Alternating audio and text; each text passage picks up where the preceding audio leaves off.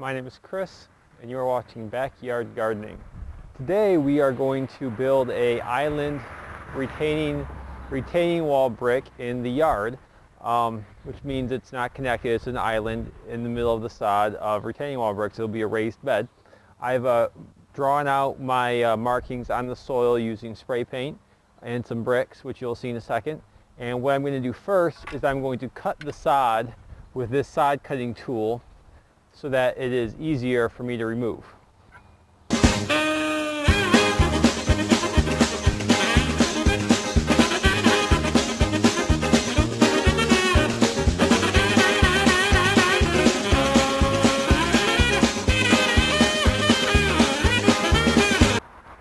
Now, you may have noticed some of the bricks had spray paint on them.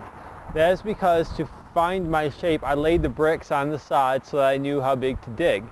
That's okay because one row of bricks will always be buried beneath the soil for stability, so the painted bricks I'm just going to bury into the ground and no one will ever see the paint.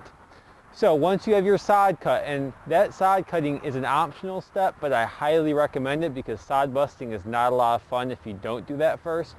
But after you have that done, you're going to want a flat shovel like this, and you're going to want to dig out a trench following the lines that you edged, and you want your trench to be the depth of your bricks.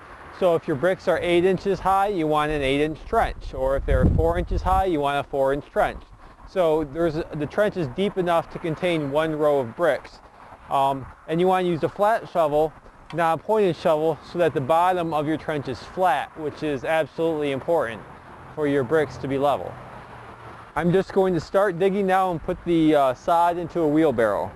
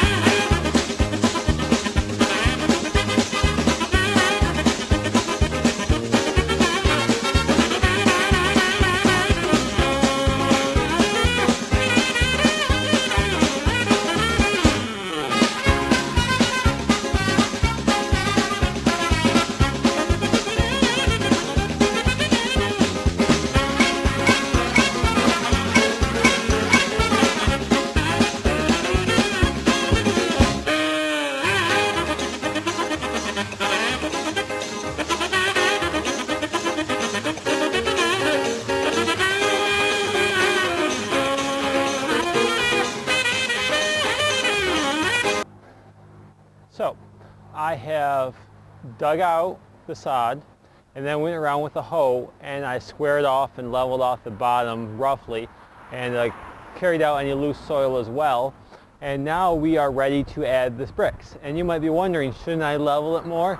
I never do. I've laid probably 5,000 of these bricks or so, and I never really go and level with the strings and everything and like a professional mason person would, but it always works out fine for me. I kind of always eyeball it, and I will do some leveling when I'm laying the bricks, but for now that's all I'm doing with the soil.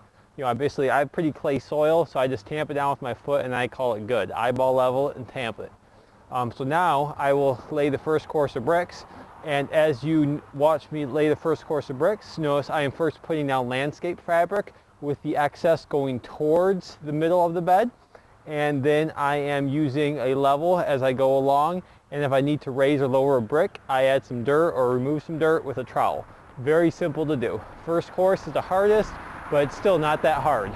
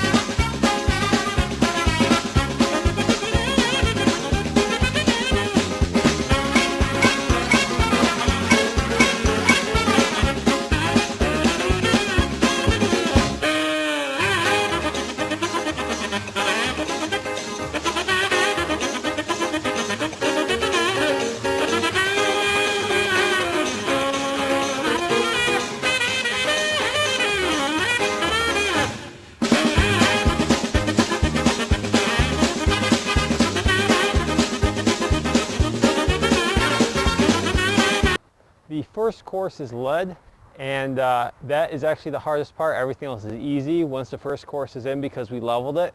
The other courses are stack on top. You don't have to re-level. So what I'm going to do next is squirt a trail of landscape block adhesive on the top course of bricks, and then just stack the next course on, and you'll see how quickly it goes.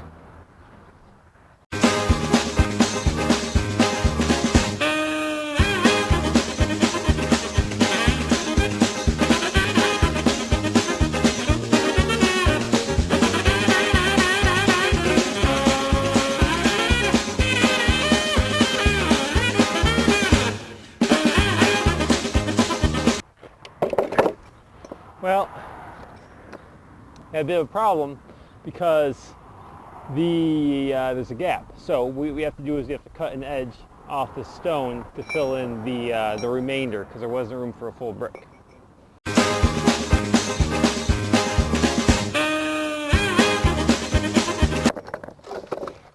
What you're basically doing is scoring all the way around the brick, and with a masonry chisel and a 3-pound sledgehammer until it breaks.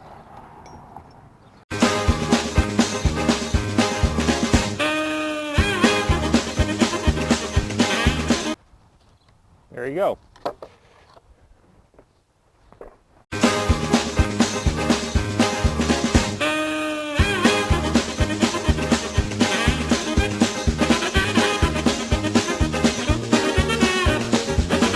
So we are done with the bricks now, and the next step is to backfill with soil.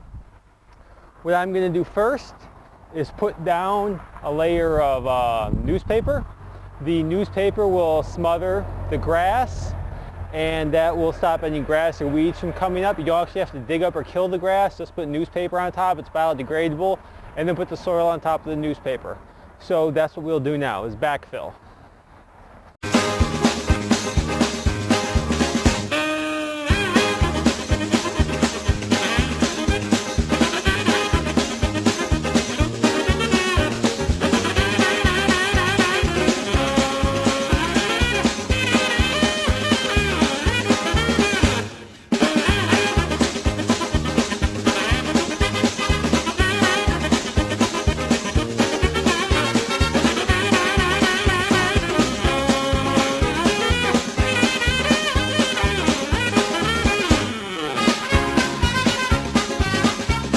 So, after you backfill, and backfilling is the right time to do any planting of large shrubs or trees like I did with this dwarf fruit tree, you need to trim the excess fabric and then staple it into the dirt with landscape fabric staples or pins.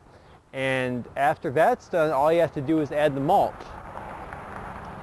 So that is what we're going to do now. We're going to trim off the excess fabric, staple it to the soil, and add mulch, and we are done.